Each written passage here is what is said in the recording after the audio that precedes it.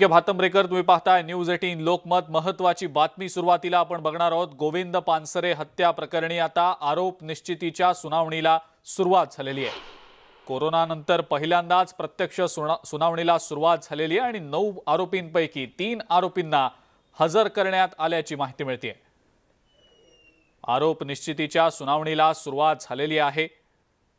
कोरोनानंतर पहिल्यांदाच ही प्रत्यक्ष सुनावणी पार पडतीये। 9 आरोपींपैकी 3 आरोपींना हजर करण्यात आलेला आहे। गोविंद पानसरे हत्या प्रकरणामध्ये आरोप निश्चिती संदर्भात कोर्टाकडून काय सुनावणी होते हे देखील पाहणं महत्त्वाचं ठरणार आहे। कोरोनानंतर पहिल्यांदाच ही सुनावणी होत असल्या कारणामुळे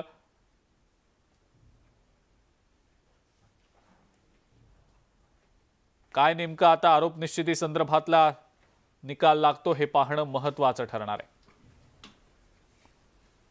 यानंतर आता एक चांगली बातमी। पावसाळ्यात पर्यटकांचं आवडतं केंद्र म्हणून माथेरानचं नाव घेतलं जातं आणि याच माथेरानमध्ये आता ई-रिक्षा धावणार आहे। कारण माथेरानमध्ये ई-रिक्षाची चाचणी पार पडलेली आहे। महत्त्वाची बाब अशी की आजवर माथेरानच्या दस्तुरी नाक्याच्या पुढे ॲम्ब्युलन्स सोडल्यास इतर कोणत्याही वाहनाला प्रवेश दिला जात नव्हता। त्यामुळे इथून वर जायचं असेल तर घोडा, पालखी किंवा मिनी ट्रेन याद्वारेच जावं लागत होतं। इथं ओढून चालवली जाणारी हात रिक्षा बंद व्हावी यासाठी सामाजिक संघटनांनी मोठा लढा दिलेला होता। त्यानंतर आता इथं ई-रिक्षाची चाचणी केली जाते।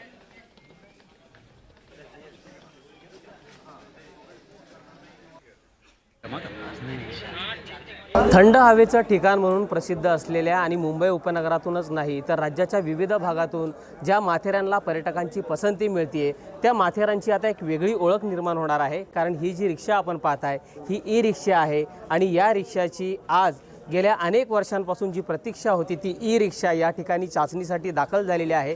माथेरानच्या या प्रवेशद्वारावर ही ई-रिक्षा आहे आणि ही एकच नाही तर आणखीन 4 ते 5 ई-रिक्षांची या ठिकाणी चाचणी केली जाणार आहे।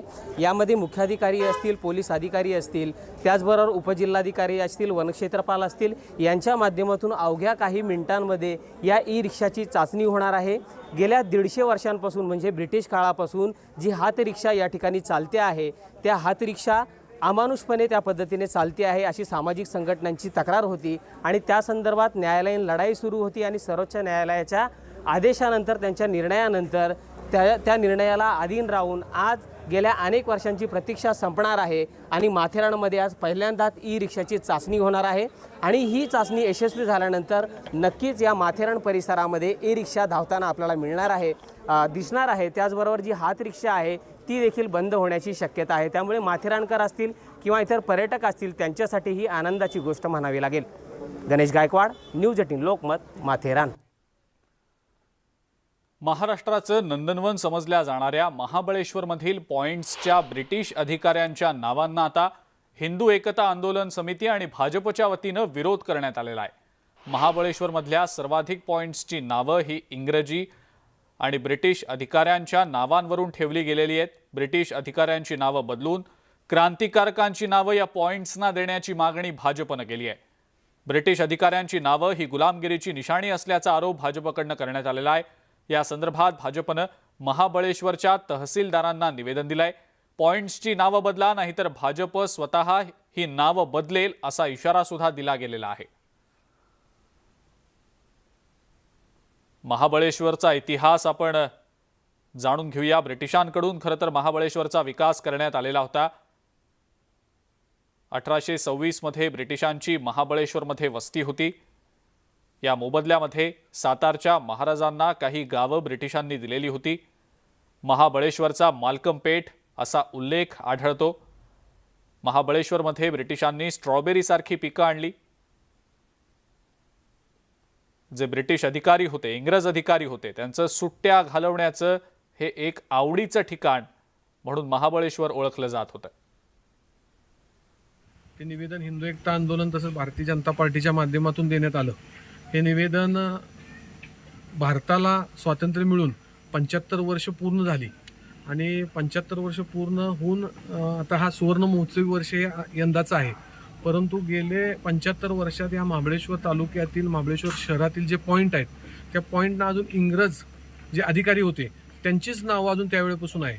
परंतु भारताला 75 वर्ष स्वातंत्र्य मिळून झाले, परंतु महाबळेश्वर स्वातंत्र्य झाले का नाही अशी एक मनात शंका येते. हे पुढची एक ब्रेकिंग न्यूज आपण बघणार आहोत. राज्य मंत्रिमंडळ बैठकीसंदर्भातली ही अतिशय महत्त्वाची बातमी आहे.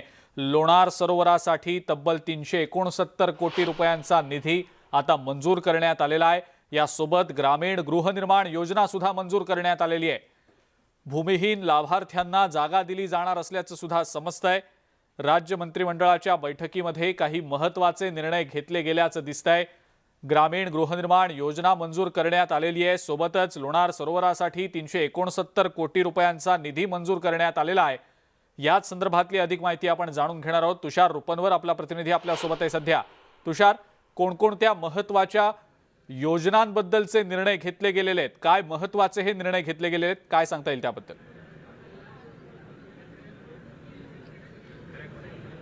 अजिंक्य कॅबिनेट बैठक संपलेली आहे आणि या कॅबिनेट बैठकीतले 2 महत्त्वपूर्ण निर्णय आता आलेले आहेत समोर.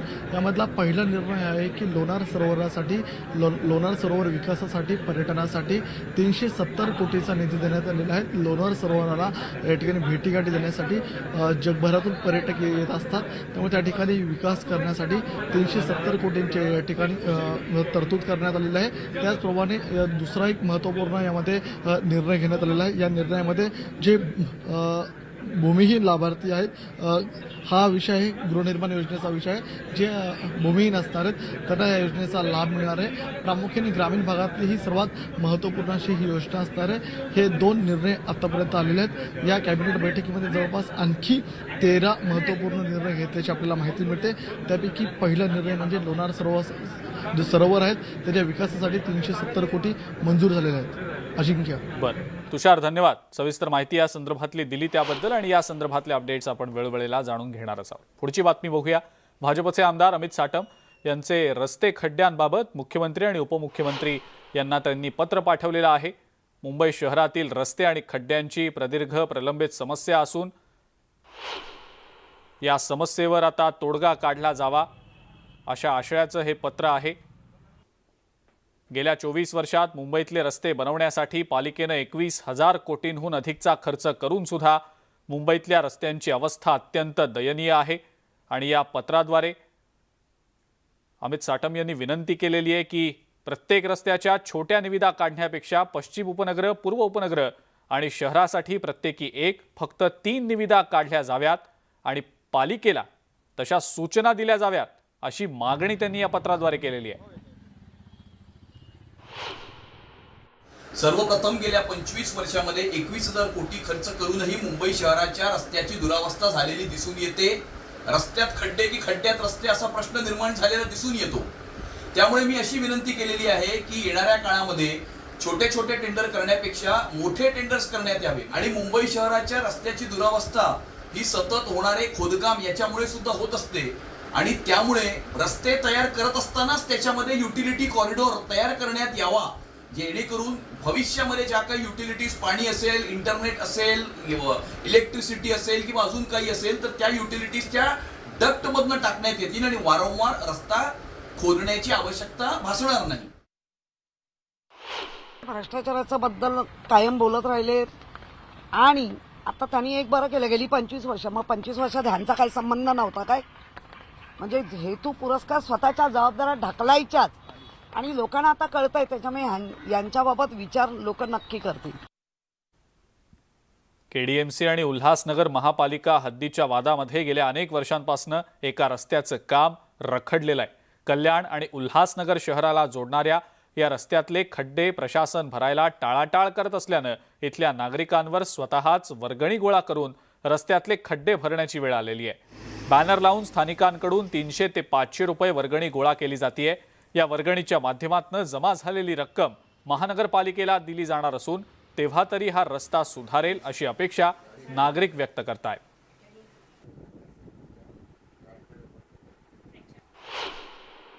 पंधरा वर्षे समजा झाली असणार की हा रस्ता असाच जसा आहे तसाच आहे. आणि फक्त आश्वासन येतात की निधी पास झाली, निधी पास झाली, निधी पास झाली. त्या बॅनरमध्ये तुम्ही बघू शकतात की 2015 पासूनचे मी फोटो लावलेत ते आत्तापर्यंतचे.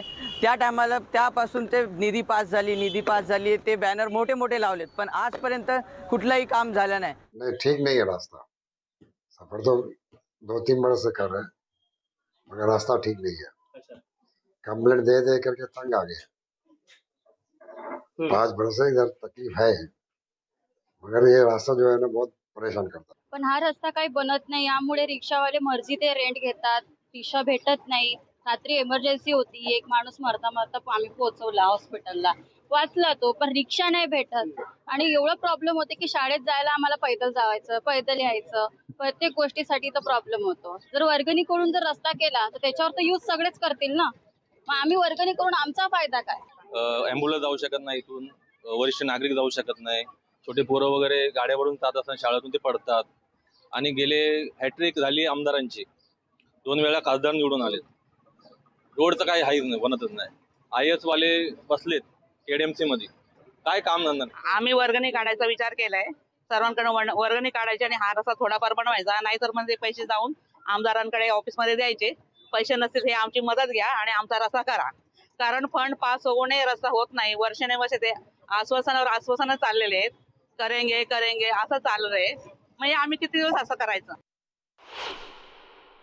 फक्त पावसाळ्यातच नाही तर वर्षाचे 12ही महिने हा जो रस्ता आहे तो उल्हासनगर आणि कल्याण शहरातून जाणारा रस्ता आहे. आणि उल्हासनगर वासियांच्या 5वीला पुजलेले हे खड्डे आहेत. आता हा खड्डा म्हणावा का असा प्रश्न देखील पडतोय, कारण पूर्णपणे या खड्ड्यामध्ये पूर्ण रस्ता हरवलाय, रस्ता वाहून गेलाय असं म्हटलं तरी वावगं ठरणार नाही. आपण पाहू शकतो की पावसाचे जे पाणी आहे ते या खड्ड्यांमध्ये साचलेलं आहे आणि मोठी मोठी तळी निर्माण झालेली आहेत. गेल्या अनेक वर्षांपासून हा जो रस्ता आहे जो आशेळे, मानेरे आणि मोर्यानगर परिसरातून जाणारा आहे, अशाच प्रकारे याच खड्ड्यातून वर्षाचे 12ही महिने इथल्या रहिवाशांना प्रवास करावा लागतो. 1 वर्षापूर्वी या ठिकाणी 17 कोटीचा निधी MMRDAच्या मार्फत प्राप्त झाला होता, निधी मंजुरी झाला होता. मात्र भाजप आमदार गणपत गायकवाड यांचं म्हणणं आहे की मला श्रेय मिळेल म्हणून शिवसेनेने हा निधी रोखून धरला. मात्र त्यामध्ये किती सत्यता आहे ते पडताळून पाहावं लागेल. मात्र काहीही असलं तरी 17 कोटी रुपयाचा निधी मंजूर झाल्यानंतर तो परत का गेला आणि या रस्त्याचं का थांबलं, याच्यामध्ये काही राजकारण आहे का, हा महत्वाचा मुद्दा आहे. मात्र या राजकारणामध्ये सर्वसामान्य माणसाला या रस्त्यातून या रस्त्याचा नाहक त्रास सहन करावा लागतोय. 4च महिने नाही तर वर्षाचे 12ही महिने हीच परिस्थिती या रस्त्यावर असते आणि वाहन चालकांना किंवा सर्वसामान्य नागरिकांना असेल त्यांना या रस्त्याचा त्रास होतो. 2 दिवसापूर्वी या रस्त्याच्या खड्ड्यांमध्ये पडून एक वृद्ध व्यक्ती त्यांचा अपघात झाला आणि त्यांचा पाय देखील फ्रॅक्चर झालेला आहे. त्याच्यामुळे राजकारण एका साईडला ठेवून आमच्या रस्त्याची मागणी त्वरित पूर्ण करावी, हा रस्ता बनवावा अशी माफक अपेक्षा इथल्या स्थानिक रहिवाशांची आहे. गणेश गायकवाड, न्यूज 18 लोकमत, मानेरे गाव, उल्हासनगर. हा भाग उल्हासनगर महानगरपालिकेच्या बाहेर असल्याचं सुद्धा एक माहिती प्राप्त झालेली आहे.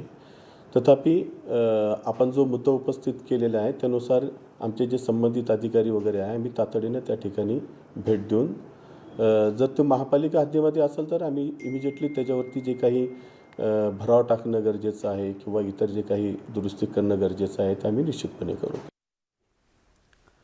प्रवास करणाऱ्या प्रवाशांसाठी सुखकर समजल्या जाणाऱ्या लाल परीचाच प्रवास खडतर बनलेला आहे. भंडारा स्थानक परिसरामध्ये सध्या खड्ड्यांचं साम्राज्य दिसतंय. जिल्ह्यामध्ये येणाऱ्या जाणाऱ्या प्रवाशांना या खड्ड्यांमधनं वाट काढत प्रवास करावा लागतोय. हा सगळा बस स्थानकाचा परिसर खड्डेमय झालाय. प्रवाशांना याचा मनस्ताप होतोय. ST महामंडळ प्रशासन या खड्ड्यांवर उपाययोजना केव्हा करणार याकडेच आता सर्वांचं लक्ष लागलंय.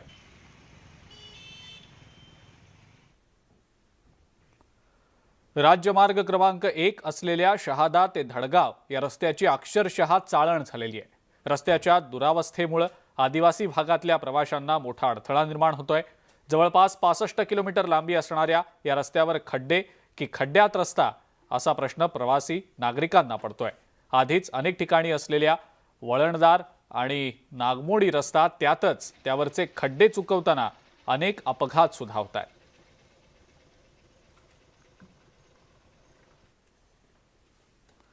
मंत्रालयामध्ये राज्य मंत्रिमंडळाची बैठक सुरू होती आणि त्याच संदर्भात पुढची ही बातमी ती म्हणजे महत्त्वाचं यामध्ये कॅबिनेट संपताच पोलीस वसाहतीबाबत मंत्रालयात बैठक होतीये.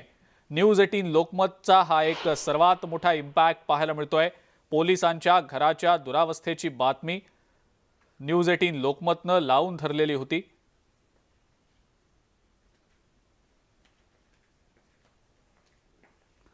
गेले वर्षभर माहीम किल्ल्यावरच्या अतिक्रमणाबाबत न्यूज 18 लोकमतनं पाठपुरावा केलेला होता. माहीम किल्ल्यावरच्या झोपडीधारकांना महानगरपालिकेकडून मालाड आणि कुर्ला या भागांमध्ये मोफत घरं दिल्यानंतर आता माहीम किल्ल्यावरील लोक त्यांची घरं सोडून आता दिलेल्या ठिकाणी राहायला जात आहेत. 50हून अधिक लोकांनी माहीम किल्ला सोडलेला आहे. त्यामुळे येत्या काळात माहीम किल्ला मोकळा श्वास घेणार आहे. तिथल्या परिस्थितीचा आढावा घेतलाय आमचा प्रतिनिधी विशाल पाटील यांनी. माहीम किल्ल्यावरती अतिक्रमण झालं होतं. जवळपास 273 कुटुंब जी आहेत ती या ठिकाणी राहत होती. या सर्वांना महानगरपालिकेकडनं घरं देण्यात आलेली आहेत आणि आता माहीम किल्ल्यावरती जे राहणारे नागरिक होते हे आता घर खाली करायला सुरुवात केलेली आहेत. आपण अशाच एका ह्या झोपडीमध्ये आलेलो आहोत आणि आपण जर बघायला गेलं तर सगळ्या साहित्याची आवरावर जी आहे ती झालेली आहे. जवळपास एक 50पेक्षा अधिक लोकांनी माहीम किल्ला जो आहे हा सोडलेला आहे. आपल्यासोबत एक असंच कुटुंब आहे, त्यांना आपण विचारूयात. सर्वप्रथम न्यूज 18 लोकमतनं जवळपास वर्षभर ह्याचा पाठपुरावा केला होता. सातत्यानं सरकार दरबारी ह्या सगळ्या तुम्ही ज्या पद्धतीनं राहताय किंवा ज्या पद्धतीनं आक्रमण झालेलं आहे ह्या सगळ्या गोष्टी दाखवत होत्या. त्यानंतर तुम्हाला घरं मिळालेली आहेत. आज तुम्ही माहीम किल्ला खालती करताय. नहीं, आज हम लोग जो माहीम किला खाली कर रहे हैं तो हमें मलाड में घर मिला है और आदित्य सर और असलम शेख ये लोगों ने हमको मलाड दिया है. तो आप देख सकते हो कि ये मेरा घर है. अब ये 4x6 का घर है और 4x6 के घर में मेरी 2 लड़की और ये मेरा लड़का है, ये मेरी वाइफ है. इसी घर में आज मेरी उम्र 38 है. इसी घर में आज हम लोग इतने साल से रह रहे हैं.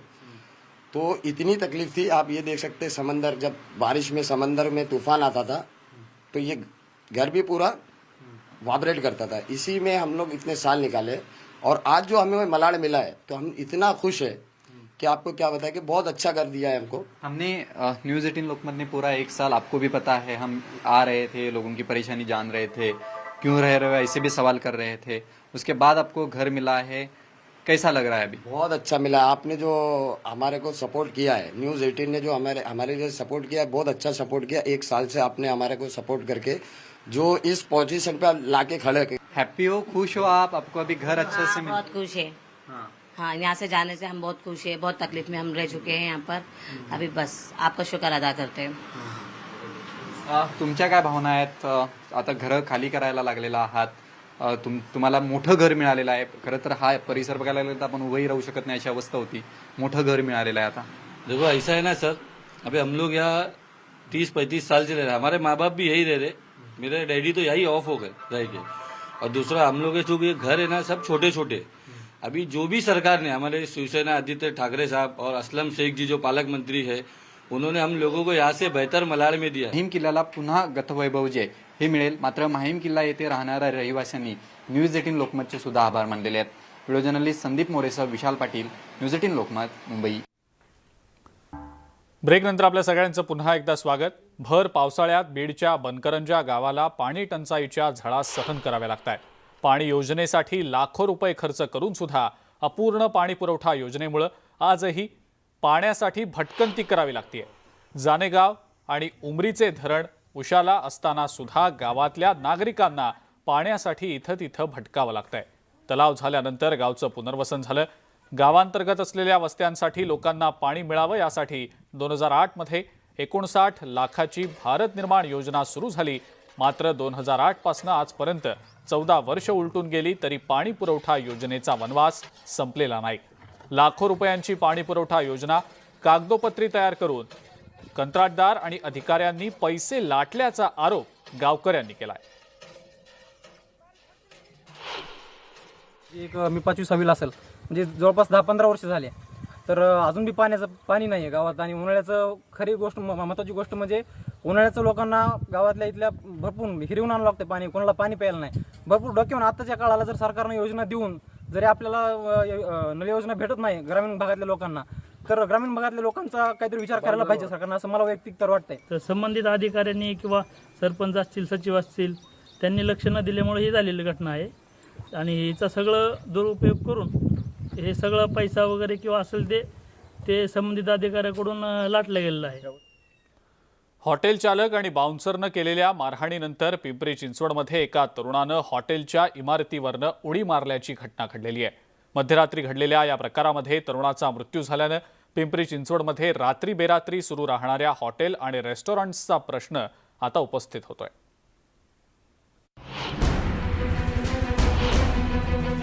अभय गोडाने मूळचा नागपूरचा रहिवासी असलेला अभय त्याच्या मित्रांसोबत पिंपरी चिंचवड शहरातल्या वाकड परिसरात असलेल्या द बार हाईट्स या हॉटेलमध्ये गेला होता. हॉटेलच्या स्टाफशी त्याचा वाद झाला आणि वादाचं पर्यावसान हाणामारीत. अर्थात स्टाफची संख्या खूप जास्त असल्यानं त्यांनी अभयला प्रचंड मारहाण केल्याचं समोर आलंय. त्यामुळे त्याच्यापासून वाचण्याकरता जीवाच्या आकांतानं पळत जाऊन त्यानं 3ऱ्या मजल्यावरून उडी मारली. सदर बारचा मालक गोळे म्हणून आहे त्याला, आणि तसेच बारचे इतर 4 लोक, ते बारचा मॅनेजर आणि इतर जे गुन्ह्यात सहभागी होते त्या लोकांना आपण अटक केलेली आहे. आणि CCTVच्या फुटेज पडताळणी पाहून आपण राईट सेक्शन लावलेलं आहे. त्याप्रमाणे पुढची गुन्हा दाखल अजून आरोपींना शोध घेऊन त्यांना अटक कारवाई करण्याची तजवीज ठेवलेली आहे. वाकड पोलिसांनी अभयला मारहाण करणाऱ्या 5 आरोपींना अटक केली आहे, ज्यात हॉटेलचा मॅनेजर अनुराग गोळे आणि बाउन्सर्सचाही समावेश आहे. पण या घटनेनं पिंपरी चिंचवड शहरातील तरुणाई चांगलीच धास्तावली आहे. मध्यरात्रीनंतर शहरातली हॉटेल कुणाच्या आशीर्वादानं सुरू राहतात. हॉटेलचे बाउन्सर्स कायदा हातात घेत असताना पोलीस काय करत होते? पिंपरी चिंचवड शहरात पोलिसांचा धाक उरलाय का नाही, असे एक ना अनेक संतप्त सवाल उपस्थित केले जात आहेत. ह्याच्या घटना वाढत चालल्या, ज्याच्यामध्ये कर्मचारी असतील, IT कर्मचारी असतील, जे पूर्ण महाराष्ट्रातून हिंजेवाडीत आलेत, पूर्ण भारतातून हिंजेवाडीत आलेत किंवा पुण्यात आलेत, तर यांच्या सुरक्षिततेबद्दल पोलीस प्रशासन किंवा राज्य सरकार किती गंभीर आहे यावर प्रश्नचिन्ह निर्माण होतो. कारण का आत्ताच 2 दिवसापूर्वी एका थोरात मिसळच्या इथं एका IT कर्मचाऱ्याला मारहाण करण्यात आली होती. त्यामुळे ह्या जर घटना सातत्याने होत राहिल्या आणि त्या जर ह्या थराला जात असतील तर आपण हातावर हात धरून बसायचं का, हा प्रश्न सर्वांना पडतोय. हॉटेल व्यवसाय हा सेवा क्षेत्रात येतो, त्यामुळे पैसे देऊनही हॉटेल चालकाकडून योग्य सेवा मिळत नसल्यानं अनेकदा वाद होतात. मात्र एखाद्या किरकोळ कारणावरचा वाद ग्राहकाच्या जीवावर बेतणार असेल तर सुरक्षेबद्दल प्रश्नचिन्ह निर्माण होणारच. दरम्यान या घटनेचं सगळं CCTV फुटेज उपलब्ध आहे, पण पोलिसांनी ते अजूनही जारी केलेलं नाही. पण या प्रकरणात नेमकं घडलं काय याचं उत्तर आज ना उद्या पोलिसांना द्यावंच लागेल. गोविंद वाकडे, न्यूज 18 लोकमत, पिंपरी चिंचवड. आणि या सगळ्या महत्त्वाच्या बातम्यांसोबतच बुलेटिनमध्ये वेळ झाली इथंच थांबण्याची. थोड्याच वेळात आपण बघणार आहोत गावाकडच्या बातम्या, त्यामुळे कुठेही जाऊ नका, बघत राहा फक्त न्यूज 18 लोकमत.